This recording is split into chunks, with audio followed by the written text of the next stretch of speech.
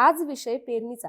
राज्याच्या विविध भागात मान्सूनने हजेरी लावली आणि पेरण्यांना वेग आला।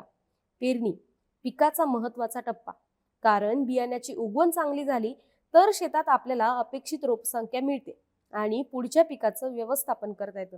पण ही पेरणी करताना काही घटक असे असतात ज्याचा आपल्या पेरणी आणि बियाण्याच्या उगवणीवर परिणाम होतो। अर्थात परिणामी उगवण कमी होते आणि उत्पादनात तूट मिळते।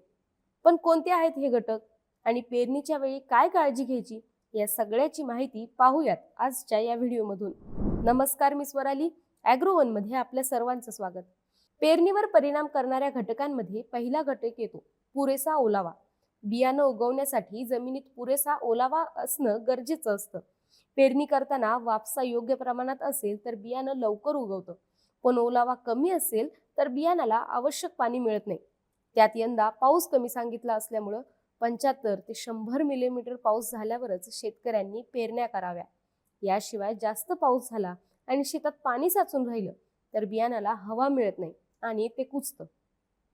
त्यामुळं त्याला पेरतानाही सरी वरंबे, रुंद वरंबा आणि सरी पद्धतीचा वापर करायचा आहे। दुसरा घटक तापमान। प्रत्येक पिकाला उगवणीसाठी ठराविक तापमानाची गरज असते। बहुतेक पिकांना साधारणतः उबदार हवामान अनुकूल असतं। तापमान खूप कमी किंवा खूप जास्त असेल तर उगवण मंदावते। त्यामुळं योग्य वेळी पेरणी करणं गरजेचं असतं। तिसरा घटक पेरणीची खोली। बियाण्याची पेरणी त्याच्या आकारानुसार ठरवायची। बियाणं जर खूप खोल पेरलं तर अंकुराला जमिनीच्या वर येण्यासाठी जास्त ताकद लागते, पण खूप उथळ पेरणी केली तर ओलावा मिळत नाही।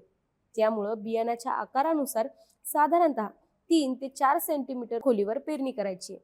यानंतर पाहूया चौथा घटक, तो म्हणजे बियाण्याचं वय। बियाणं जितकं जुनं तितकी त्याची उगवण क्षमता कमी। त्यामुळं पेरणीसाठी सहसा चालू हंगामातलं किंवा विकत बियाणं असेल तर वैधता कालावधीत असलेले बियाणे वापरायचे। पेरणीवर परिणाम करणारा आणखी एक महत्त्वाचा घटक कोणता असेल बरं, तर ज्यामध्ये बियाणं पेरणार ती जमीन। बियाणं उगवताना श्वसनासाठी त्याला ऑक्सिजन लागतं, त्यामुळं जमिनीत हवा खेळती राहणं गरजेचं असतं।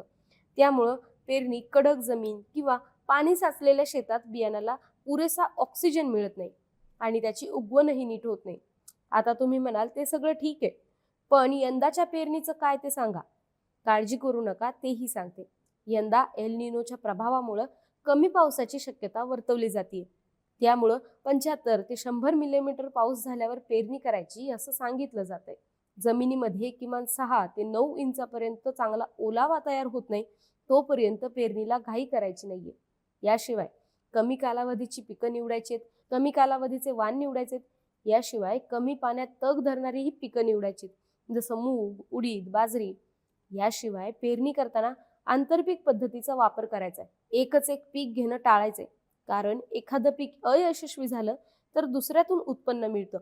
पेरणीमधली आव्हानं कमी करण्यासाठी BBF म्हणजेच रुंद वरंबा सरी पद्धतीचा वापर करायचा आहे, कारण पाऊस कमी झाला तर दोन्ही बाजूंच्या सऱ्या जमिनीत ओलावा टिकवून ठेवतात आणि अतिवृष्टी झाली तर जास्तीचं पाणी बाहेर काढलं जातं। याशिवाय पेरणीच्या आधी उगवण क्षमता तपासायची आहे। पेरणीच्या आधी बीज प्रक्रिया करायची। याशिवाय पेरणी करताना संतुलित खत व्यवस्थापनही करायचंय। ही माहिती कर्मवीर डॉक्टर मामासाहेब जगदाळे कृषी महाविद्यालयातील सहाय्यक प्राध्यापक सूरज कुलकर्णी आणि अंबाजोगाईच्या कृषी विज्ञान केंद्रातील डॉक्टर रामप्रसाद गायकवाड यांनी दिली आहे। तुम्हाला ही माहिती कशी वाटली कमेंटमध्ये नक्की सांगा आणि अशाच शेतीविषयक माहितीसाठी ॲग्रोवनला फॉलो आणि सबस्क्राईब करायला विसरू नका।